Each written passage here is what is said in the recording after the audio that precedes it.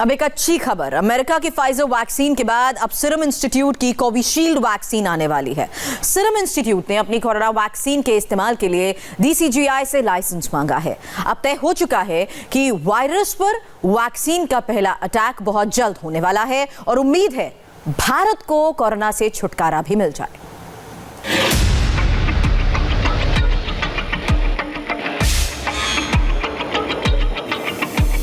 ये वो दो वैक्सीन है जो भारत को वायरस से बचाएंगी। इनमें पहली अमेरिका की फाइजर वैक्सीन है और दूसरी भारत और ब्रिटेन की पार्टनरशिप वाली कोविशील्ड वैक्सीन है।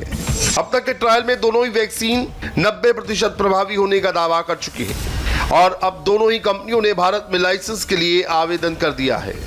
इमरजेंसी में वैक्सीन के इस्तेमाल के लिए फाइजर और सीरम इंस्टीट्यूट ने DCGI यानी भारतीय औषधि महानियंत्रक से मंजूरी मांगी है। यानी भारत सरकार से मंजूरी मिलने के बाद कोरोना से जूझ रहे गंभीर मरीजों को वैक्सीन देने का काम शुरू हो जाएगा। हालांकि प्रधानमंत्री आज एक बार फिर देश को ये भरोसा दिला चुके हैं कि वैक्सीन जल्द ही आने वाली है। कोरोना के टीका का इंतजार है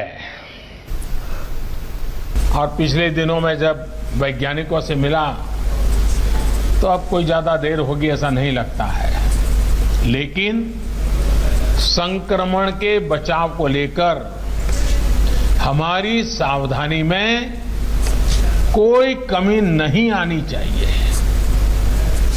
मास्क, 2 गज की दूरी, ये बहुत जरूरी है।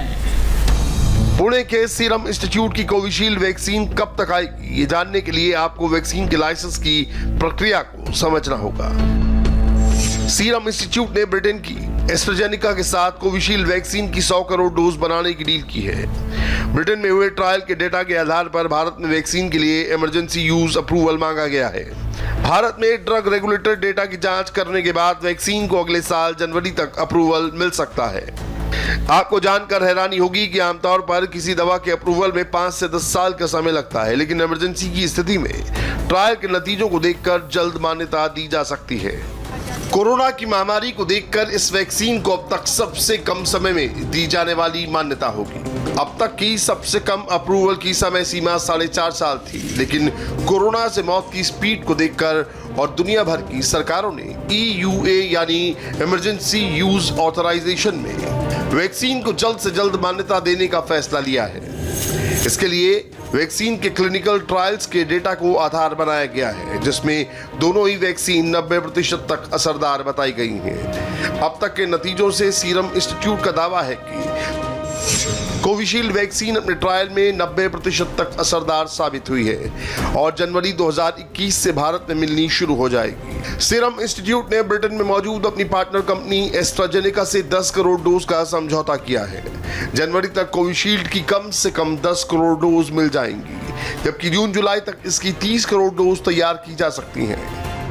लेकिन कोरोना से सीरियस कंडीशन में पहुंच चुके मरीजों को देखकर सीरम इंस्टीट्यूट ने ICMR के साथ मिलकर देश के अलग अलग हिस्सों में कोविशील्ड के तीसरे चरण का क्लिनिकल ट्रायल शुरू कर दिया। इस वैक्सीन के फाइनल रिजल्ट कभी भी आ सकते हैं। हालांकि अब तक के नतीजों ने वैज्ञानिकों को थोड़ा कंफ्यूज करने की कोशिश की है, लेकिन वैज्ञानिकों को अभी भी फाइनल नतीजों पर पूरा भरोसा है। सीरम इंस्टीट्यूट की वैक्सीन के 2 अलग अलग डोज पहले ट्रायल में मरीज को पहले हाफ और फिर फुल डोज दी गई, जिसमें वैक्सीन वायरस को रोकने में 90% सफल रही। इसके बाद दोनों फुल डोज पर यह वैक्सीन सिर्फ 62% कारगर पाई गई, जबकि तीसरे फेज का ट्रायल दोनों फुल डोज में किया जा रहा है। उम्मीद है कि इस वैक्सीन के नतीजों में कोई ज्यादा बदलाव न दिखाई दे।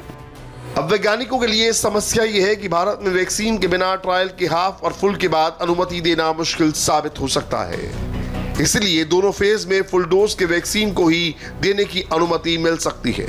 हालांकि प्रधानमंत्री नरेंद्र मोदी ये साफ कर चुके हैं कि वैक्सीन के बारे में कोई भी फैसला वैज्ञानिकों की राय के आधार पर ही लिया जाएगा।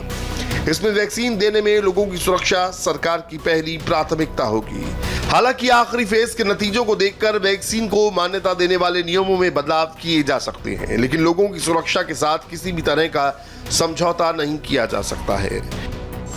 हमारे भारतीय manufacturers ICMR department of biotechnology और ग्लोबल इंडस्ट्री के अन्य दिग्गजों के बहुत ही संपर्क में रह करके तालमेल के साथ काम कर रहे हैं।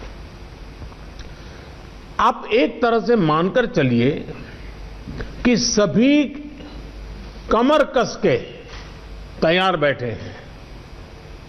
करीब करीब 8 ऐसी संभावित वैक्सीन है जो ट्रायल के अलग अलग चरण में और जिनकी मैन्युफैक्चरिंग भारत में ही होनी है। अब आप ये समझ लीजिए कि वैक्सीन किस तरह आपको वायरस से बचा सकती है। आमतौर पर वैक्सीन 2 तरह से काम करती है। एक तो प्रोफाइलेटिक यानी भविष्य में होने वाले किसी संक्रमण से बचाना, और दूसरी है थेरेपेटिक यानी जो बीमारी पहले ही हो चुकी है उसे ठीक करना। अब तक के हुए ट्रायल के मुताबिक कोविशील्ड की रिसर्च के लिए वैज्ञानिकों ने सबसे पहले कोरोना वायरस की सतह पर मौजूद जीन से स्पाइक प्रोटीन लिया। उसकी मदद से तैयार वैक्सीन को ट्रायल के लिए मरीज के शरीर में इंजेक्ट किया। ये वैक्सीन शरीर में एंटीबॉडीज को प्रोड्यूस करेगा और इम्यून सिस्टम और टी सेल्स को एक्टिव करेगा, जो इन्फेक्टेड सेल्स को खत्म करने का काम करेंगे। अगर कोरोना वायरस शरीर पर दोबारा हमला भी करेगा तो ये एंटीबॉडीज और टी सेल्स उससे लड़कर शरीर का बचाव करेंगे। और भारत के वैज्ञानिक अपनी सफलता को लेकर बहुत ही आश्वस्त हैं। उनका कॉन्फिडेंस लेवल बहुत ही मजबूत है जी। अभी अन्य देशों की कई वैक्सीनों के नाम बाजार में हम सब सुन रहे हैं, लेकिन फिर भी दुनिया की नजर कम कीमत वाली सबसे सुरक्षित वैक्सीन पर है। और इस वजह से स्वाभाविक है पूरी दुनिया की नजर भारत पर भी है। इस समय पूरी दुनिया में अमेरिका की फाइजर कंपनी की वैक्सीन की सबसे ज्यादा चर्चा है, क्योंकि कंपनी इसके 95% कारगर होने का दावा कर चुकी है और इसे ब्रिटेन में मान्यता मिल चुकी है। अब ब्रिटेन के कैंपेन पर पूरी दुनिया की नजरें हैं। इस कैंपेन के सफल होने या किसी तरह की परेशानी आने वाली घटनाओं को बहुत बारीकी से मॉनिटर किया जाएगा और कुछ महीनों के अंदर ये पता चल जाएगा कि फाइजर वैक्सीन और कोविशील्ड में किसके नतीजे ज्यादा असरदार रहे। ये है कि इसकी तुलना के बाद पूरी दुनिया में बहुत बड़े लेवल पर वैक्सीनेशन का काम शुरू हो जाएगा, लेकिन इमरजेंसी मरीजों के बाद मेडिकल हेल्थ वर्कर, फिर फ्रंटलाइन फोर्स और बुजुर्गों को वैक्सीन लगाने के बाद ही आपका नंबर आएगा। इसमें समय तो लगेगा, लेकिन इसका दूसरा पहलू तब तक वैक्सीन से जुड़े कई अपडेट्स आपको मिल जाएंगे जो आपको कोरोना की लड़ाई को और आसान बनाने में आपकी मदद कर सकते हैं। लेकिन तब तक आपको अपनी सुरक्षा के साथ कोई समझौता नहीं करना है। मास्क पहनने से लेकर 2 गज की दूरी ही आपको इस मौत की बीमारी से बचा सकती है। और उस ब्रेक के बाद एक ऐसी खबर जिसे सुनकर आप चौंक उठेंगे। कल किसानों ने भारत बंद बुलाया है। बंगाल में बीजेपी ने एक बंद बुलाया है। इस पर डिटेल थोड़ी ही देर बाद।